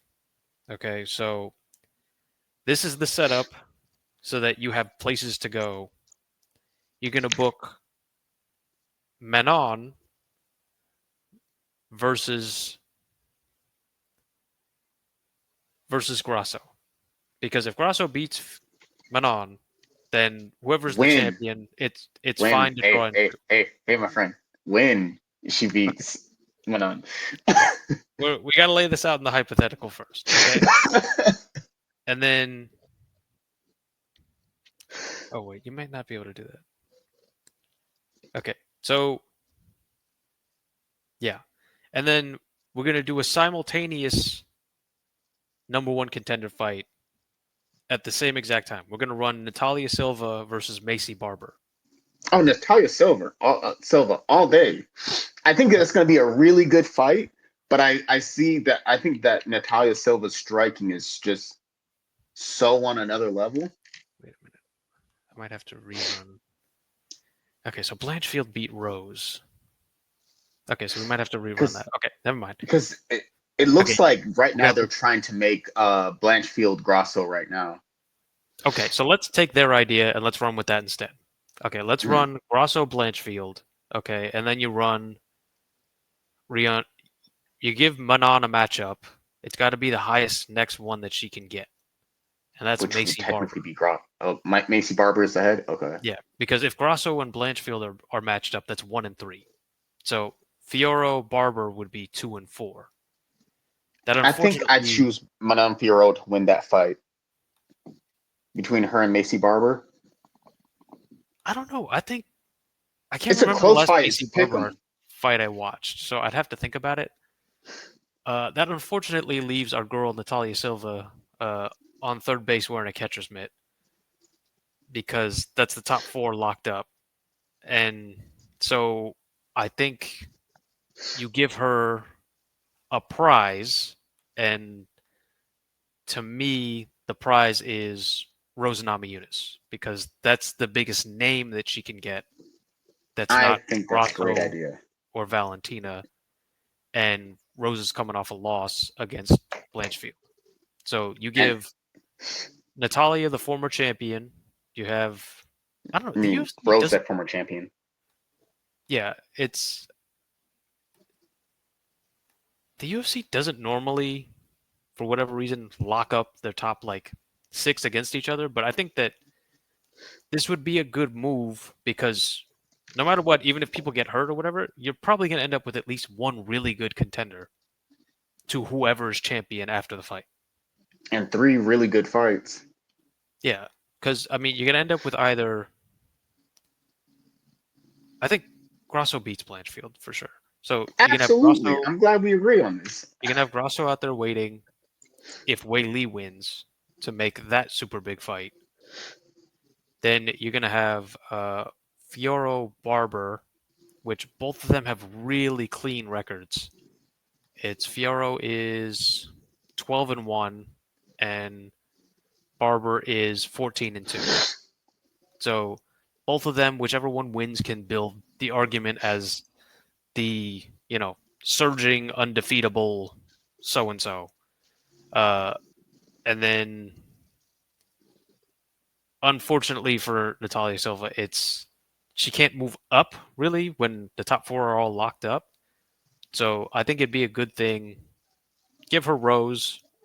That's going to be a mostly striking match, I would guess, which will give Rose the opportunity to, if she's going to have a revival, you know, that's a really tough out, but that's the type of matchup where you should be able to do something if you're going to still be relevant in the title picture.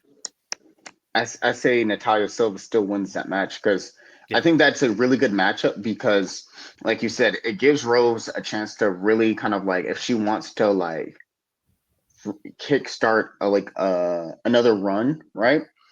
A super highly touted contender slash prospect in Natalia Silva, who people are saying is the next person, and it's a striking match, which is her specialty.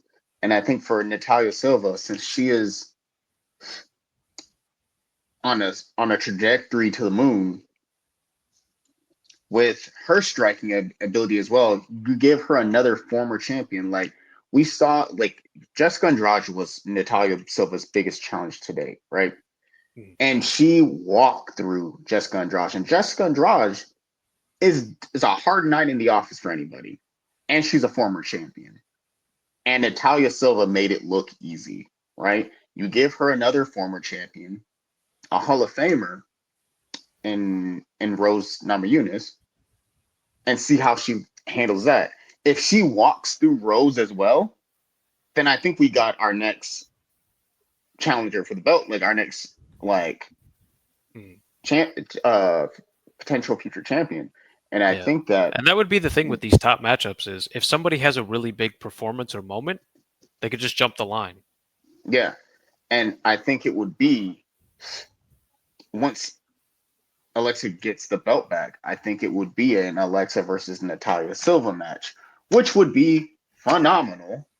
Again, big fan of Natalia Silva, but I have to go with my girl and we'll pick Alexa Grasso 10 times out of 10, 11 times out of 10 if I can.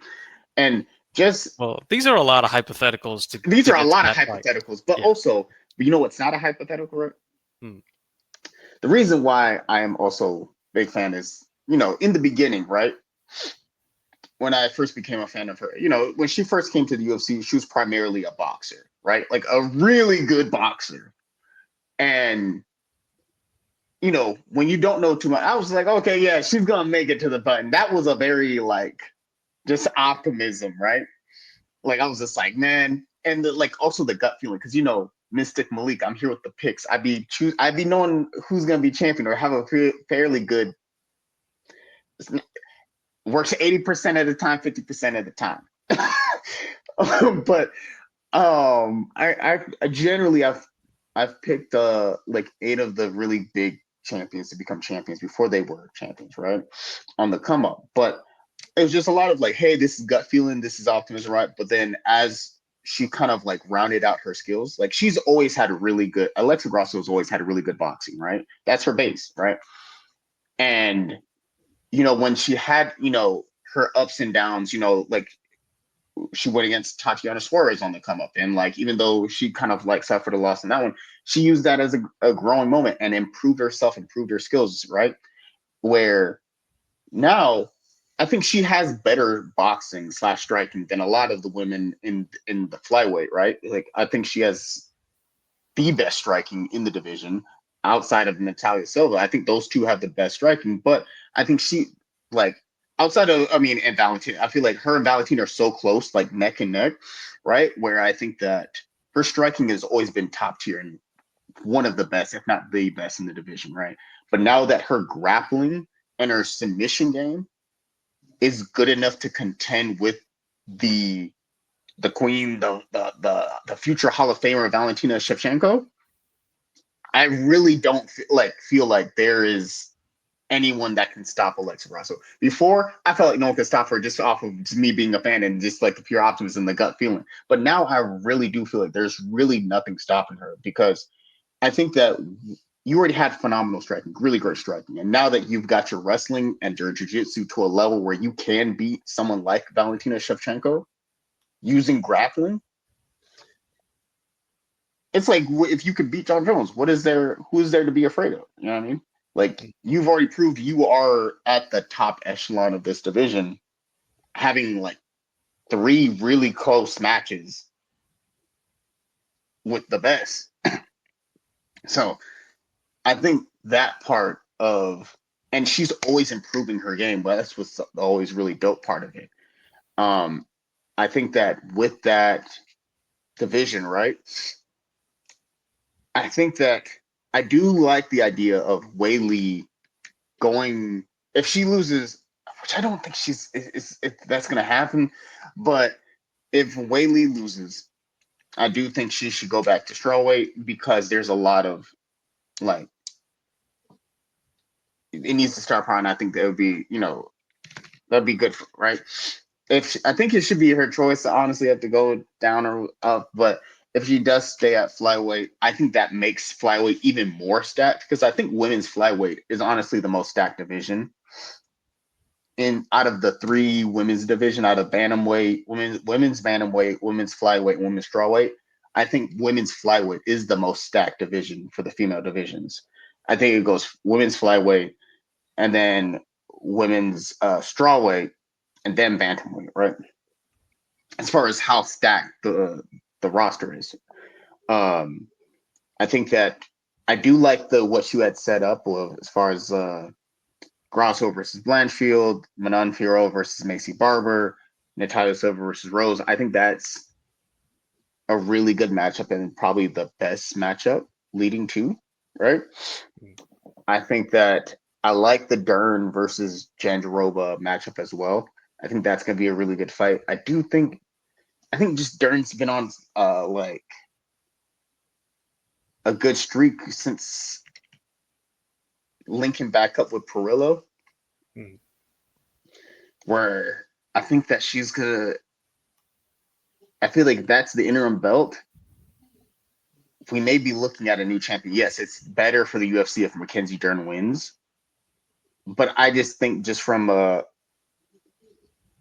I think momentum's a hard thing to stop once it's going. You know what I mean? Once you got it on your side. Mm. But yeah, I think that if they do it again, I think I could see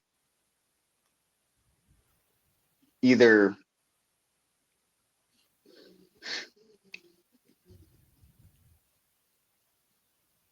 I can see either one of three people standing at the top of the flyweight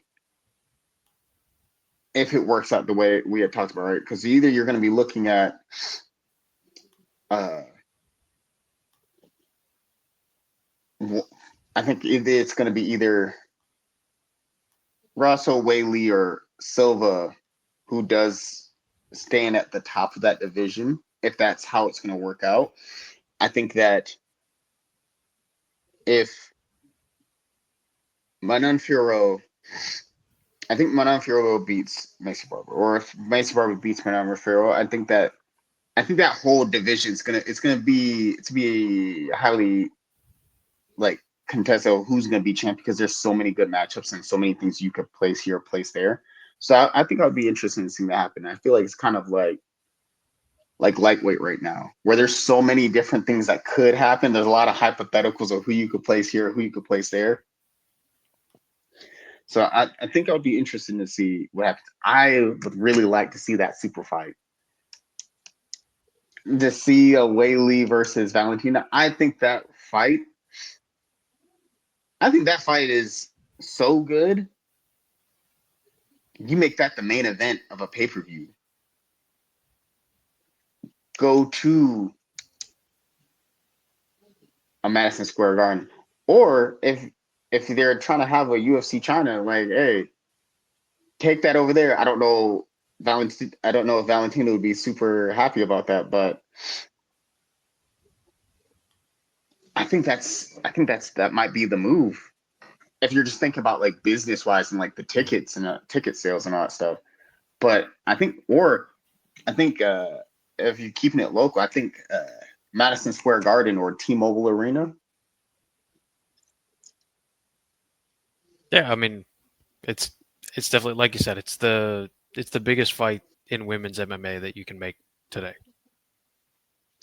Yeah, the But if I, if we could okay. go real quick, it's Mhm. I want to talk about two guys who were on this card that really impressed me, who I think are future contenders. Go ahead. Okay. So first one, this one's going to be more obvious. So, Talison Teixeira, the first Dude, what a round debut. heavyweight KO, the giant Brazilian walks into the space, hit him with the short elbow, bang. Well, I mean, there's no real short elbows with him. The guy's giant and he's got these massive arms. He's got medium elbows in close. There's no short elbows. But bang, like drops him. Tafa's like face first in the mat, like covering up, like he just got hit by a car or something, or like the boogeyman just like swooped down in the middle of the night. Like bro was in the fetal position, like they're running nuclear fallout drills in the 50s or something. Like he was ducking covering. Yo, yeah, because Taliesin really impressed a lot. Because I remember you mentioning about him and saying that, like, oh, this dude is someone to watch. Like, 6'7", what, like 250 pounds, 240 pounds, whatever it may be. 83-inch reach, debut. Yeah, 263. 263, debut in the UFC, going against a battle-tested Tafa, one of the Tafa brothers, Justin, I believe, right? Yes. Man, I didn't know how that felt. I was going to try it for a second. I was just watching it being like, because, Tafa got the one-punch knockout power, You've seen a lot of highly touted prospects come by and just kind of not shake out, but I really wanted him to do well because I think that he is what the heavyweight division needed, or needs. It's like more people, more talent, because it's probably the lightest as far as talent goes wise of all the divisions, because there's such a gap. It's John Jones and then everyone else, and then it's Cyril and Tom and then everyone else, and then it's like Derek and Tai Tuivasa, and then that, like, as far as who can be a draw, who not, I think this dude looked phenomenal. Went for that double leg, got him against Cage, got that clinch work going, and then when he was in the clinches, threw that elbow, and then jumped on top and went for the ground upon. I was very impressed. That was a phenomenal debut and a potential future potential heavyweight prospect, so, that's on the rise. So I'm looking forward to seeing them fight again. Yeah, for sure. Definitely one to earmark for the people out That was there for exciting. future. And then one more at 145. This one's going to be tougher because featherweight is another stacked division. But I think based on the performance and the age, I'd like to highlight Gabriel Santos, who got the round 3 submission over Jack Jenkins. He had Charles Oliveira in the corner and was helping coach him through the setups. And he hit a really, like, some of the shots and the knees that he was landing were really crisp and technical. And then in the third round, in the grappling exchanges, he had a really slick move where he was getting that far side wrist control and slowly, like, softening up Jack Jenkins the whole time, just, punching on him and beating him. And then he did a real quick one where he let go of the wrist control and then immediately swooped in with the hand he was using the arm he was using to keep that far side wrist control and control him, and immediately snapped up that neck and sunk in the rear naked choke. And at 28, for a guy to be that polished and have those instincts, I still think he takes a lot of chances. So his train might derail a little bit, but exciting style, 145, got them knees, Charles in the corner, a lot of things looking good. Yeah, and which one I would choose as my other notable fight to stand out? Which one? That light heavyweight fight between Jimmy Crute and Rodolfo Bellato at light heavyweight. I think that was a fight that was like worth like standing out because for a long time the after that Danger era was long past after John Jones left that division.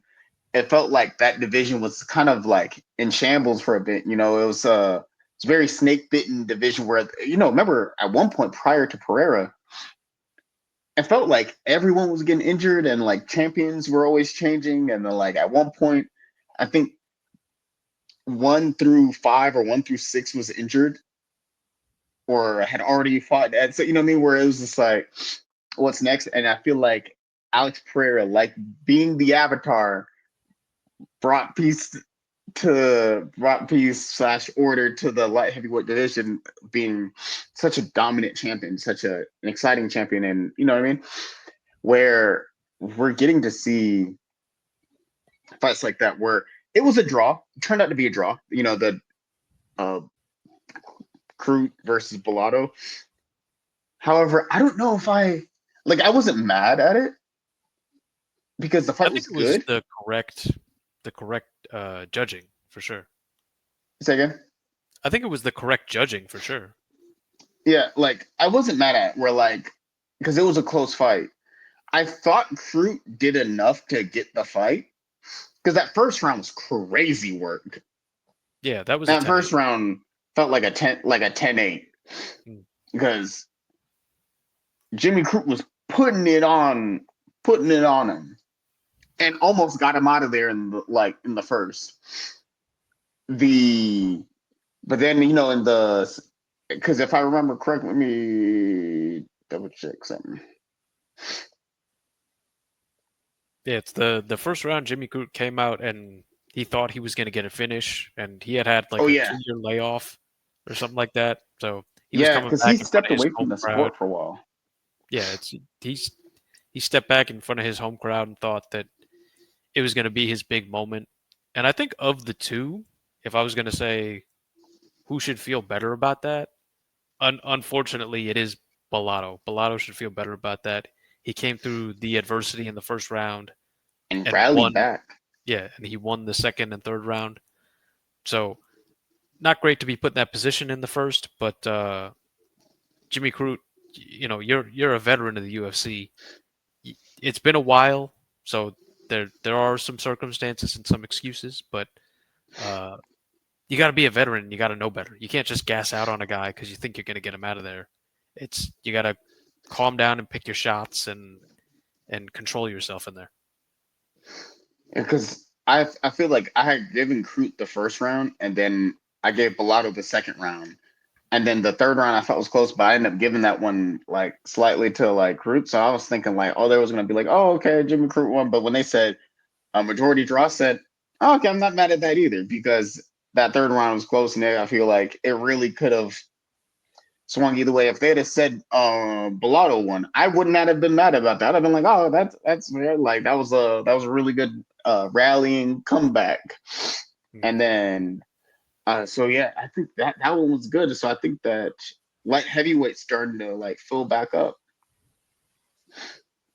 Yeah, I mean, the UFC is always looking for talent, so hopefully through the Contender series and Road to UFC and all that, it's hopefully we start to fill in some of these divisions that have gotten a little bit lighter in the last few years. Oh, last thing before we go, Yep. that Alexandre Taporia versus Colby Thickness. Mm. Did you watch that fight? Yeah, I still can't believe that that's that guy's name.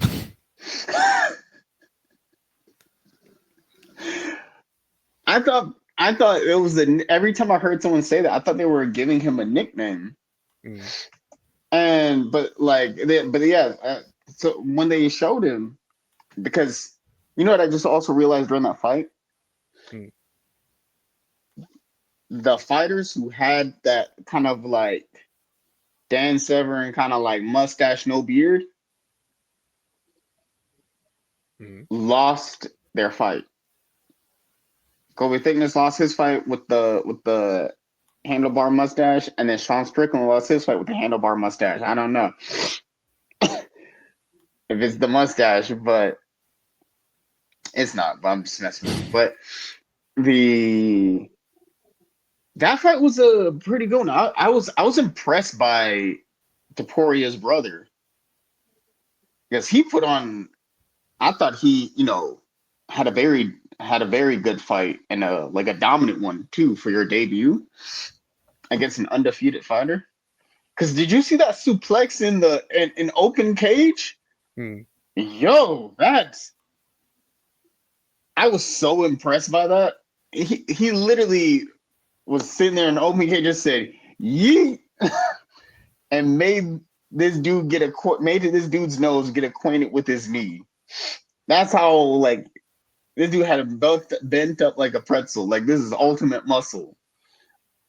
And that suplex took him to Suplex City. That was very impressive. But also, another really fascinating thing I realized, Alexandre Topuria has either a very similar or almost the same style as Ilya. They both have that kind of here and then moving forward kind of, because he kept the pressure on Colby Thickness the entire time. He always had him fighting off his back foot, it felt like, because he was always just moving forward, whether it was shots, because he did hit him in the body a couple of times and it looked like, oh yeah, that hurt. That hurt him. And it did not look like a good time. Where Colby Thickness did have some moments of command. I thought it was a dominant performance for Toporia's first debut, his first foray into the UFC. Yeah. Because I feel like it's become more rare for the brothers of UFC stars to pan out. It doesn't happen that often anymore, right? Where we had the Gracies, then we had the Diaz brothers, and we got we have the Taffa brothers and whatnot. But then when there was Gilbert and Herbert Burns, things just didn't work out, unfortunately, for Herbert. And I think we're still trying to I think everyone's still figuring out with Walter, Johnny Walker's brother and whatnot. Because there's been moments when he's looking like, oh man, this dude he may be doing some stuff, but you never know. He's still really young for exactly. His career. So he still has a lot of time left to improve. Johnny's more kind of on the back end of his career. It's Walter is still very much in the early parts. And you know what I think what threw people off a lot in the beginning was because Johnny is such an exciting striker. I think everyone was thinking that Walter would be also an exciting striker or have some exciting striking, but he is a just a wrestler, wrestler through and through. Yeah. Who can strike, but then you had Kamaru and Muhammad Usman. But yeah, was still again same as Walter, still waiting to see how that turns out. But yeah, it was a very good performance for Topuria. Yeah, that'd be cool to see them both fight on the same card. See the Topuria brothers fight on the same card. That'd be cool. Yeah, and hopefully Alexandre can continue to rise through, and it's maybe even kind of high up main card stuff. That'd be pretty interesting. Yeah, and so this is a long one. This is a long episode, a little longer than usual. Back to the longer formats this time. I appreciate y'all checking in and staying with us. Hope you had a good time in listening. And also, let us know what you prefer. Do you like the short stuff? Do you like the long stuff? Does it not really matter? Let us know. Yeah, that would be appreciated. Let us know. Do you prefer the long form videos? Do you prefer short form, the hour episodes? Do you prefer these MMA hour Ariel Hawani show-esque format, 3 hour, 2 hour, 3 hour shows? Let us know. Do you have, or if you don't have a preference, also let us know, because that's good to know you too. We hope you guys enjoyed. We enjoyed making it. It's a long one. We rambled a lot, so we appreciate you rocking with us. And like, subscribe, comment, share, drink your water, eat your vegetables, take care of yourselves, take care of others. And we're out of here. See y'all next week.